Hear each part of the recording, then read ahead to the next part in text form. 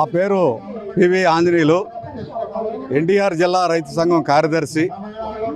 ఈరోజు ప్రభుత్వం చాలా ఆర్భాటంగా చెబుతుంది, రైతు ఆదాయం రెట్టింపు చేస్తానని కేంద్ర ప్రభుత్వం, రాష్ట్ర ప్రభుత్వం చెప్తుంది.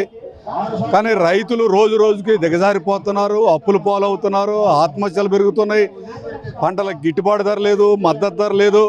అనేక పంటల్లో పండినటువంటి పంటకు కూడా మద్దతు ధర లేనటువంటి స్థితిలో ఈరోజు రైతులు రోడ్డెక్కాల్సి వచ్చింది. ఈ స్థితిలో ఇవాళ ఎన్టీఆర్ జిల్లాలో చూసుకుంటే మిర్చి రైతులు ఆందోళన చెందుతున్నారు, ఇప్పటికే ధాన్యం రైతులు ఆందోళన చెందుతున్నారు, మొక్కజొన్న వేసిన రైతులు ఎప్పటికీ నీరు లేక ఇబ్బంది పడుతున్నారు.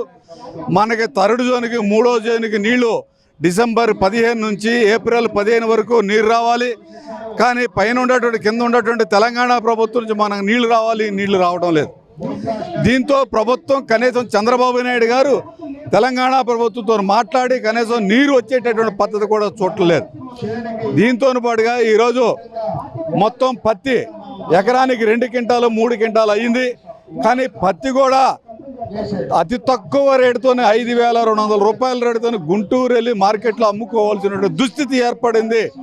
ఎంతో ఆర్భాటంగా CCI కొనుగోలు కేంద్రాలు ఏర్పాటు చేసినట్టు చెప్పినటువంటి రాష్ట్ర ప్రభుత్వం దీని నుంచి పక్కన పెట్టి ప్రైవేటు మార్కెట్లకు అమ్ముకోమని ఈరోజు రాష్ట్ర ప్రభుత్వమే ప్రోత్సహించింది.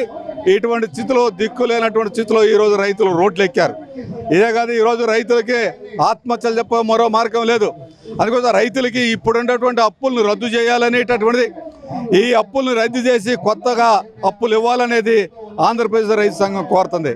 కేంద్ర ప్రభుత్వం 53.5 లక్షల కోట్ల రూపాయలు బడ్జెట్ పెట్టింది, రైతులకి ఏమాత్రం కూడా కేటాయించలేదు.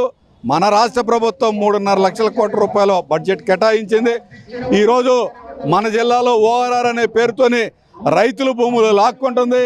కనీసం రైతులతో చర్చించి గ్రామ సభలు పెట్టి దాంట్లో ఆమోదిస్తే మీరు రైతుకి ప్రైవేటు మార్కెట్ ప్రకారం 4 రెట్లు ఇవ్వాలి, ఆ రకంగా ఇస్తే రైతులకు ఉపయోగం ఉంటుంది.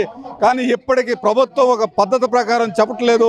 ఈ స్థితిలో జిల్లాలో ఉండేటువంటి 50 మంది రైతులు రోడ్డు ఎక్కేటటువంటి దశలో ఉన్నారు అనేటటువంటి ఈరోజు రాష్ట్ర ప్రభుత్వానికి హెచ్చరిస్తున్నాం.